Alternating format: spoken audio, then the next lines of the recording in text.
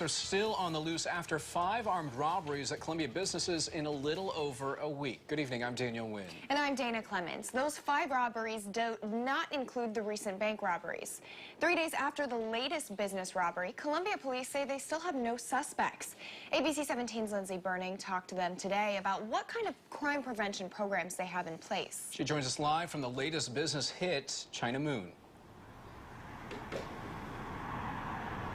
Daniel and Dana, as far as our records show, there was only one armed business robbery in December of 2013.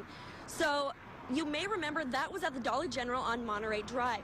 So although the total number of robberies for this year may be down, with the recent string of armed robberies, the month of December is much higher. And as we reported to you, those robberies have a lot of similarities. The first in the string of robberies was on December 5th at the Budget Host Inn. 2 men armed with guns wearing dark clothing and at least one mask tied up an employee and customer with duct tape, took money, and ran off. The next day, December 6th, a man employees described around 5.5 feet tall and 145 pounds wearing a mask robbed Denny's by the mall and fired one shot into the ceiling. On the 7th, 3 men also wearing dark clothing went into Jimmy John's on Rangeline, pointed a gun at the employee, demanded money, and ran off. On December 8th, 2 men also wearing dark masks entered Weeby Smokin' by the mall again with a handgun, tied up a worker, demanded money, and ran off. The men were described as 5'6" to 5'7" and about 130 pounds. Then most recently, on December 13th, 3 men wearing dark clothes and masks entered China Moon with guns and tied up 5 employees. They then took money and again ran away. Police on the scene of the Weeby Smokin' robbery told ABC 17 they believe the robberies are connected. I talked to neighboring businesses about what they think could be done to prevent more from happening. One restaurant manager says Columbia police used to host seminars at area businesses on how to prevent crimes like robberies. But he says that hasn't happened for several years.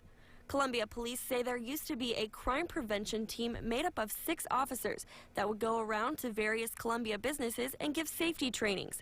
But because of a staffing issue, the team was reduced to 2 officers and then disbanded. Columbia police say that was before the current police chief, Kenneth Burton, was in office, at least 6 years ago. One of the 5 businesses that's been targeted says it would welcome crime prevention trainings. If they had usable and realistically, implementable information, that would be something we'd be perfectly happy to be a part of. MUPD says it has a robbery prevention program available to businesses, but campus police said they haven't done the training in years either. But if any businesses are interested, the department says reach out to them and they'll do what they can to help. Reporting live in Columbia, ABC 17 News, Lindsay Burning. Thanks, Lindsay. Columbia police say they're still open to giving businesses safety training, even if it's with limited staff. They have 1 officer still available to give that safety training if requested. And